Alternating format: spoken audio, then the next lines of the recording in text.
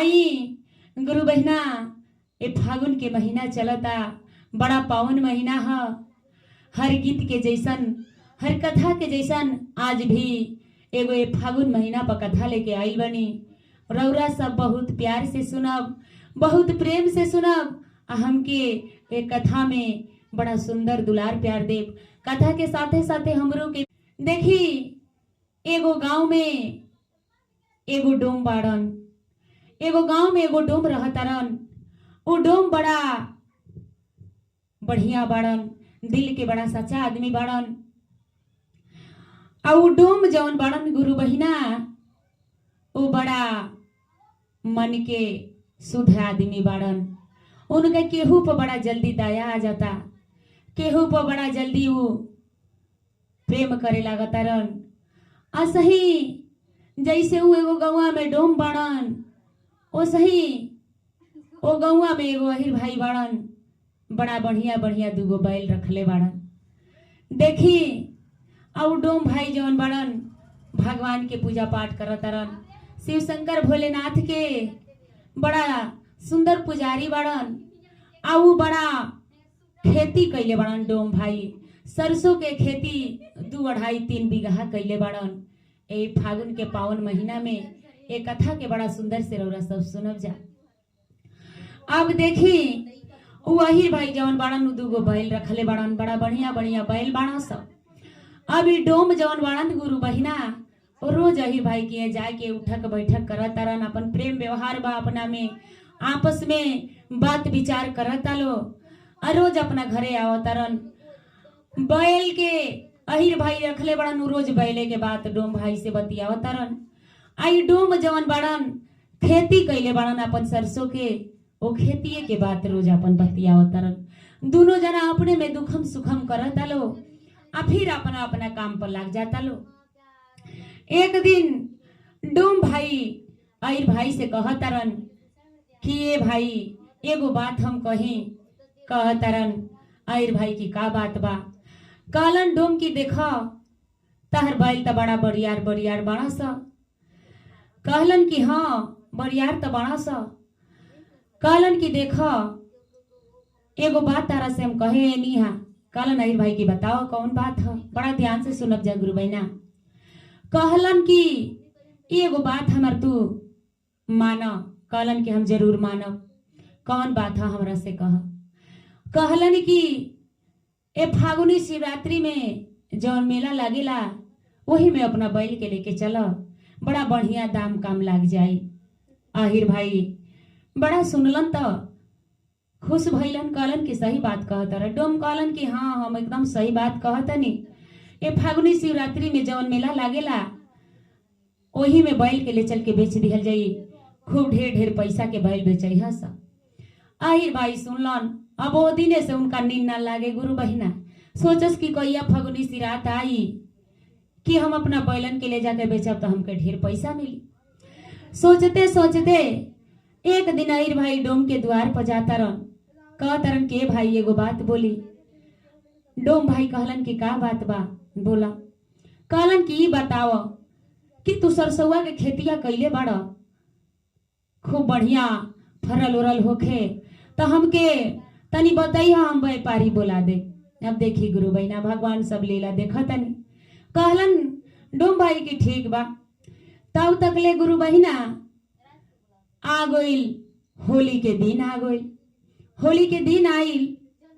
अभी अहिर भाई जौन बाड़न सोचा तारन कि देखा ना ई डोम भाई हमरा से कहलन कि शिवरात्रि के मेला लागी, तू अपना बैला के लेके अइह, खूब ढेर ढेर पैसा में बेचइह स। अब एको हाली हमरा के खबर ना देहलन कि चलो अपना बैला के बेचियो। ई अवसरे में अब बैठल बड़न आहिर भाई। आई डोम जवन बाड़न अपन होली के दिने अपन खूब बढ़िया से बनाओ तरन, खा तरन, खूब सुंदर से अपना पत्नी के अपना बाल बच्चा के संगे बढ़िया से होली मनाओ तरन। अब गुरु बहिना होली मनाते मनाते अब तो अहिर भाई देखलन कि देखई तो हमरा के झूठो के कह के आई हमरा बैलो के ना बेचोलन आ हमके झूठो के दिलासा धर लगलन कि तहार फगुनी सिराती में मेला लागेला, वही में तहार बैल बेचवा दे। अब अहिर भाई कहलन कि रुक जा, हमरा के आसरा लगा के आ तू झूठ बोल के हमर बैल ना बेचवला, आज तहार मैं सरसों काचा ही काट दे। देखे गुरु बहिना दोनों जना दोस्त रहेलो। अब अहिर भाई उठलन, बेचारा उ तो अपन घरे होली फगुआ मनावतरन, जाके मैं सारा खेत के सरसों काचा ही काट के ढाई देहलन डोम भाई के। अब डोम भाई के सरसों काचा ही काट के ढाई देहलन, खेस में जाके काचा ही काट के ढाई देला। अभी अपन बेचारा फगुआ होली मनाई के आज जब खेत में जातरन डोम तो देखा तरन कि बाप रे बाप, कपारे हाथ धके के बैठ जातरन गुरु बहिना, कपारे हाथ धके के बैठ जातरन कि देख हम खेत में अबे ना कैनी, ई के हमारा मैं खेत के सरसों काट के आ गिरा दिहल। आई अब डोम भाई जौन बाड़न ए गुरु बहिना ओई खेते में बैठल बड़न, सोचा तरन कपार पीटा तरन कि हम बहुत पैसा लगौले रहनी है खेती में। जानते बानी गुरु बहिना आजकल जे खेती करता बड़ा पैसा रुपया लागता, जोते में बोए में ओके पटावे में। अब डोम भाई जौन बड़न बड़ा उनका तकलीफ होता, बड़ा उनका कष्ट भई। अब भगवान से कहा तरन के भगवान हम तो केहू के चोरी नहीं कैले, ई के ऐसा आदमी ह कि हमार मोए काचा ही सरसों काट के ढाई दिया। बेचारा अब तो डोम के जीव परल बा कछुआ के लीला में। अब बेचारा अपन धीरज रखी के हिम्मत बांध के आ घरे आवतरन तो उनकर पत्नी देखली तो कहतरी कि अजी बड़ा रौरा मन मरले बानी, कौन बात बा? कहलन की बात इहे बा कि हमनी के त घरे होली फगुआ मनावतानी जा। आई जवन बाड़न अहिर भाई मैं अपना खेत के सरसों काट के ढाई दिले बड़न। अब इनकर पत्नी सुन ली डोमिन तो बड़ा उनका दुख भाई, कहली कि आज रौरा रुक जाई, हम उनका द्वार पर जाता नहीं, हम आज उनकर खबर जरूर ले। अब डोमिन बड़ा खिसियली, ई खीस के मारे एकदम लाल होके आ रास्ता पकड़ ले बड़ी अहिर के घर वाला गुरु बहिना। अहिर के घर वाला रास्ता पकड़ ले बड़ी, तब तक ले बिचवे में भगवान जी भिखमंगा के भेष बना के आ वही रास्ता पर खड़ा हो गई नी। बड़ा शान से बड़ा खीस के बेग में उचलल बड़ी डोमिन। जब रास्ता में देखली भिखारी के त कहली के बाबा कौन बात बा कि रउरा हमार रास्ता रोकले बानी? बाबा कहलन के बेटी अरे इतना तेजी में कहाँ जाता रू? कहली कि बाबा रउरा तो रमता जोगी बहता पानी हई, रउरा के का पता बा कि एगो खेती बधारी करे में कितना मेहनत लागता, कितना पैसा लागता। आ हमारा मैं खेत के सरसों काट के अही रही जे एगो बाड़न, मैं हमार सरसों काचा ही काट के ढाई दिले बड़न, जौन की हमारा पति देव के दोस्त हम। बाबा कहलन के बेटी त का करे जाता रू? कहली कि जा तनी आज उनकर खबर जरूर ले। कहलन बाबा की रुक जा, हमरो के संगवा संगवा ले चला। कहली कि बाबा रउरा जाके का करब? गुरु बहिना अब देखी वो बाबा जवन बाड़न उनका पीछे पीछे चल देता रन, आगे आगे डोमिन चलता रही, पीछे पीछे बाबा चल देता रन। गोइली त जाके उनका द्वार पर खड़ा भइली। खड़ा होगला के बाद लगली चिलैली तो वो द्वार पर ना रहलन, जवन अहिर भाई रहलन। उनकर पत्नी निकल के आईली। जब पत्नी निकल के आईली त कहली के तार पति देव कहाँ बाड़न? कहली के अरे तू के हऊ? बड़ा शांत से बोला तारू, का बात बा? कहली कि तार पति हमार चोरी कैले बड़न। कहली कि का चोरी कैले बड़न? कह तरी कि देखो इहे चोरी कैले बड़न कि हमार पूरा 2-2.5 बीघा के सरसों काचा ही काट के ढाई दिले बड़न। ई बतावा हम उनकर का बिगड़ले रहनी हम? कहली कि ऐसन तो होइए ना सकेला। अहिर भाई के पत्नी कह तरी गुरु बहिना कि ऐसन तो होइए ना सकेला। कहली कि ना ना एकदम मुहे काट के ढहले बड़न, जल्दी उनका के बोलावा, हमरा उनका से भेंट करे के बा। बाबा सब सुना तानी। अब अहिर भाई के पत्नी जवन बाड़ी वो टाइट हो गई गुरु बहिना। कहली कि का करबू? अब शान से बतियावे लगली। डोमिन जवन बाड़ी कहली कि देख एगो तो हमार जियान भइल बा, जितना हम पैसा लगौले बनी हमार पैसा लौटा दो। कहली कि कैसन पैसा? अहिर भाई के पत्नी कहतरी कि कैसन तार पैसा लौटा दी? भगवान सब खेला देखा तनी, बड़ा भगवान के अच्छा लागता। कहली डोमिन कि देखा जितना हम खेती में पैसा लगौले बानी, जितना का हमार सरसों रहा हमार सब पैसा लौटा दो, जितना हमार जियान भइल बा। अब देखी अहिरिन उठली तो दही महत रहली गुरु बहिना, रहिए चला के डोमिन के मार देहली।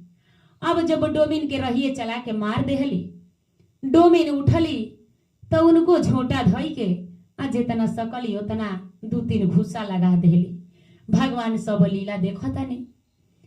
अब देखतानी तब तक ले अहिर भाई द्वार पर आ गइलन तो हाँ लगलन करे, रे का भइल बा, का बात बा।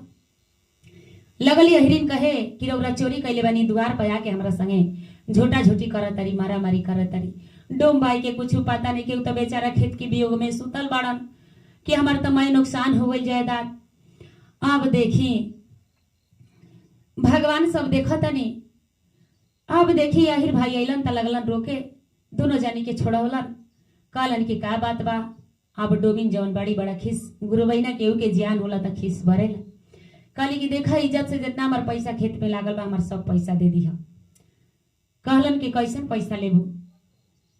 तहार पतिदेव हमरा के झूठ बोललन कि फगुनी सिराती में मेला लागेला, ओही में चलिए तहार दोनों बैल बेचवा दे। आ हमार बैल के ना बेचवावलन, यही के खिसी हम जाके मैं काट के गिरा देनी। अब उतना बात सुनत कही कि बाबा कहलन कि ए बेटा तार बैल बेचे के बा? कहलन कि हाँ बाबा हमरा बैल बेचे के बा। कहलन बाबा कि ये बताओ कि तू अपना बैलन के 1000 रुपया लेबो। अब नीचे से ऊपर ले वही ताकत रन की भिखारी के जरी बा कि बैल खरीदी।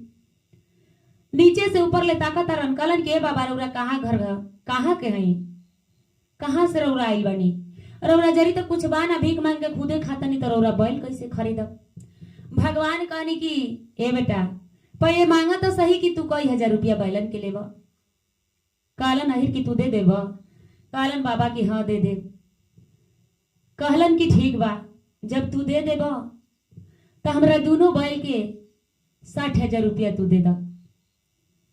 आ बेचारा बाबा अपना जवन धोरी झोकरी में आटा चाउर बटोरले रहलन, वही में से पैसा जब निकाल के देता रहन, एक तरफ डोमिन देखतरी, एक तरफ अहिरिन देखतरी, एक तरफ अहिर भाई चकित भइल बड़ा। बाबा पैसा दे देहलन, दोनों बैल के खोल के हाथ में ले लेहलन लेके आ बाबा रास्ता नाप देता रहन। डोमिन पीछे पीछे जाता रही, ए बाबा अरे सुनी हमरो बतिया सुनी।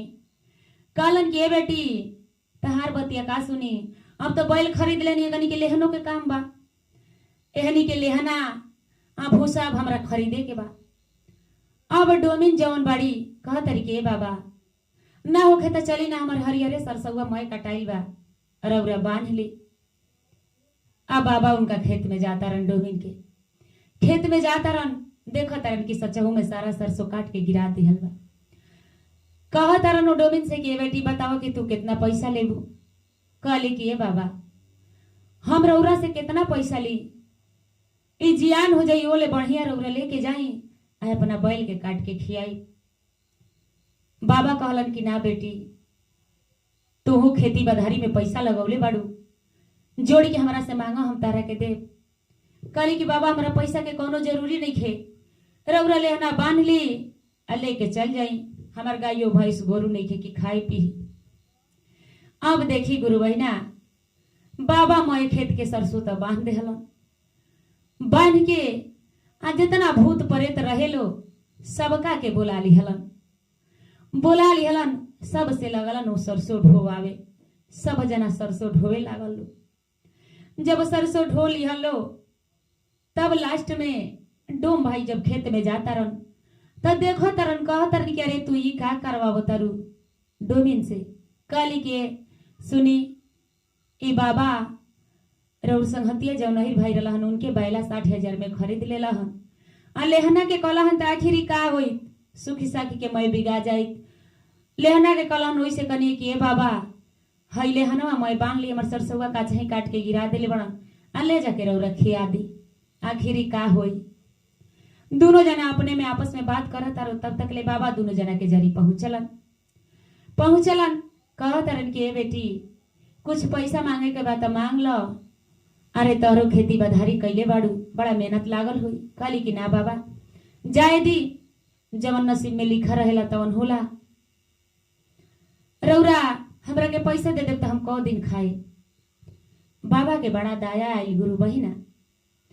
अब बाबा इतना जब बात सुनलन तो हमनी के भगवान जी बड़ा चकित हो गलन। कहलन कि देख ए धरती पर इंसान लालची भी बा, आ दयालु भी बा, आ दानो करे आला भाभी बा। केहू दान करता गुरु बहिना, केहू लालच के मारे कुछ मांगता, केहू के अंदर दया बात, केहू के सहारा बनता।